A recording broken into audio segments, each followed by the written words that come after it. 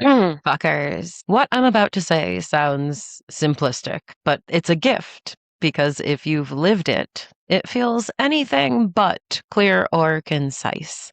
Outcome depends on behavior, which depends on emotion, which depends on your core understanding of yourself versus the world. From the research, Childhood Maltreatment and Adult Victimization, an Evidence-Based Model, 2023, we were granted this useful model. I called it Obey, which actually starts at the bottom with the why. Negative schemas, why, your core beliefs, elicit E, emotionality, which motivates B, behavior, which causes O, outcomes, consequences, life results. So deep at the root of it are core beliefs, and up at the top, what is observed is life experience.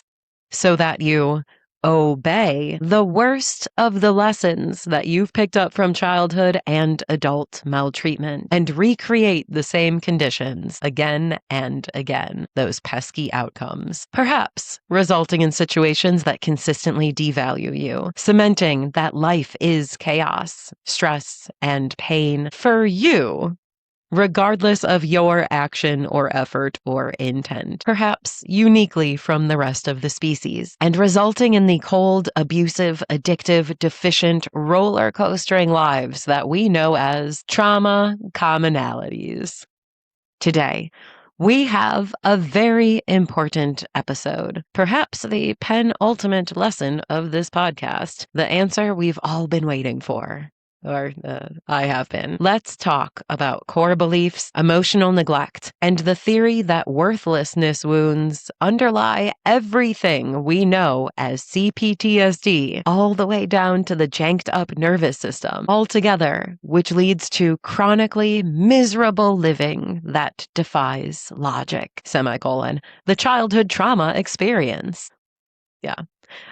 It's a doozy, and we're going to be doing it a bit differently than usual. Because I feel this episode is so important, it's going to be split into 2 parts. Better for chewing and absorbing, not just consuming. The final nerd version will be one whole long-ass journey containing some peer-reviewed excerpts as usual, but I don't recommend listening to that in one go either. So please check out and enjoy part 1 on core beliefs and part 2 on the worthiness wound underlying them all, driving the sufferings and behaviors associated with CPTSD at your own reflective pace. If you want the long form, you know where you will get it. And today, we start this mighty jaunt by touching on this little internet article, where we first talk about the default mode network in a callback to episodes that we did about 4 years ago. You'll see the connection. Give me 2 minutes. So this is from liberationhealingseattle.com, an article called PTSD, Core Beliefs, and Trauma Survivors, where they say,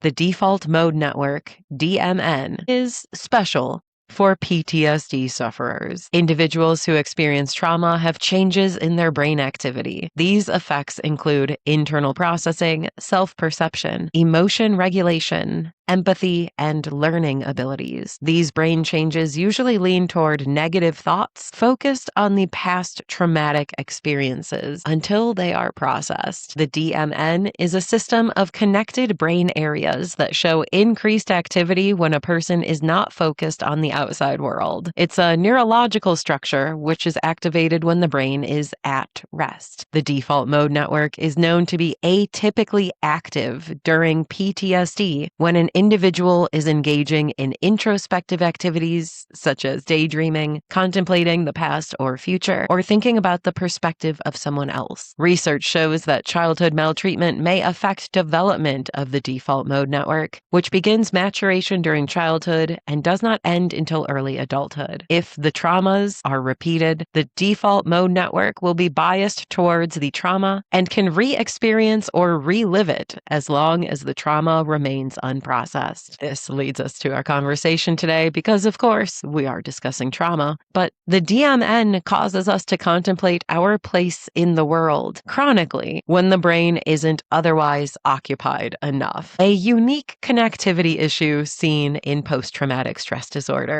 and especially childhood post-traumatic stress disorder. When we're considering our standing in the universe, we tend to end up falling back into less than sunny thoughts, into assessments, instructions, and assumptions about how awful the world works and how we even more awfully work within it. The default mode network does not only cycle through past traumas, it tells us about who we are and where we fit into things. And if those foundational thoughts are negative, we're in for a wild ride. Now, consider this stretched over a lifetime, and you might begin to understand how the thoughts streaming between our ears when we have a quiet moment are continually building and reinforcing our core beliefs. They say core beliefs are usually absolute and binary ways of thinking about ourselves, others, or the world. A negative core belief is a broad, negative, and generalized judgment that you've made about yourself based on some previous negative experiences. Core beliefs can shift gradually, but they become more stable and stronger over time. My words, in part due to the repeating nature of the default mode network whenever the brain is given a quiet moment. Core beliefs help us to make sense of our world by organizing experiences into familiar patterns. So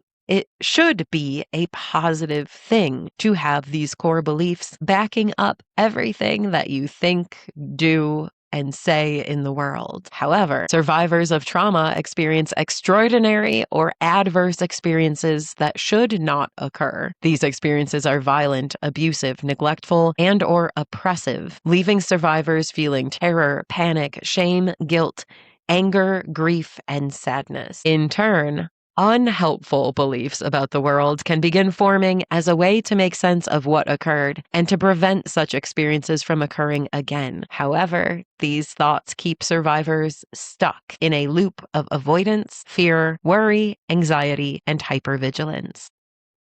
Common characteristics of trauma thoughts, which can become core beliefs, are all or nothing and binary thoughts. The world works yes, no, good, bad, love, hate, always, never. There's no gray tones or nuance available. Verbal abuse, such as, I'm so dumb, I'm stupid, I'm worthless. Mind reading and future prediction. I already know what you're thinking and how you'll react. I know what will happen. I've done this all before. Writing off positives as accidental blips, only focusing on negatives as meaningful or intentional, and catastrophic thinking. Future prediction made through worst case scenarios. These habitual cognitive patterns that we return to again and again tumble into behavioral choices or unconscious actions. Since they are consistent thoughts, the resulting behaviors will persistently maintain negative circumstances for the individual or make life even worse than progenitors of the traumas did. And here I'll state confidently, it depends on what you believe you deserve. And unfortunately, those beliefs might be implicit rather than explicit. From the CPTSDfoundation.org, they say, negative core beliefs work against you and are often secretive and invisible to yourself. Negative core beliefs often aren't conscious, cognitive thoughts directing you in your life. They're silent and quietly direct how you behave and carry on in the world. Complex post-traumatic stress disorder is fueled by negative core beliefs that keep you trapped in the past. PTSD directly results from the negative thought patterns you formed in childhood and have brought into adult life. For instance, your negative core beliefs might tell you that you cannot heal from complex post-traumatic stress disorder, so you should just quit trying. My words. They also might tell you that you aren't worthy of a better life. You can't do it. You're too broken. You don't matter. Nothing matters. No one even cares. This is just how things are. And so on. Unresolved negative beliefs lead to persistent, untreatable PTSD without the PTG, post-traumatic growth part. If at your core, your very center, you believe you are flawed or fucked up, you cannot outgrow those self-perceptions created by traumas. You cannot change behaviors that you don't even want to execute. You can only cycle back to them. First the thoughts, the resulting emotions, and then the behaviors, maintaining the PTSD symptomology that causes a misery-filled and lonely life experience. But don't take some free internet article words for it. Let us also hit a research-based, peer-reviewed article as we do. This is called The Impact of Core Belief Disruption on Post-Traumatic Growth and PTSD in Healthcare Workers, Examining the Mediating Effect of Rumination. It's by Sula et al., published in BMC Psychology 2025, where they tell us that shitty to begin with or shattered core beliefs are at the root of lasting PTSD. Childhood trauma gives us originally negative understandings of the world that persist, and adult trauma disrupts or disproves previously positive ones so that everything changes in an instant. In both cases, it leaves our brains with no material to comfort ourselves or reframe events with. We can only have destructive feelings and thoughts because the well we attempt to draw from has been poisoned. This causes PTSD symptoms like intrusive thoughts and feelings, avoidance or over-attachment, volatile moods and upsetting thoughts, hyper or hypoarousal, anxiety, depression, obsession, compulsion, etc. They say core beliefs are fundamental, deeply held assumptions about the world, oneself, and others, such as beliefs in justice, controllability of events, and the predictability and benevolence of the world and people. Traumatic events can profoundly disrupt or shatter these core beliefs, challenging a person's fundamental perceptions and potentially leading to significant psychological distress that may facilitate the emergence of PTSD. It is this specific state of disrupted core beliefs that gives rise to negative post-traumatic cognitions, including pervasive suspicion, intolerance of uncertainty, and heightened death anxiety elements that are closely associated with post-traumatic stress pathology.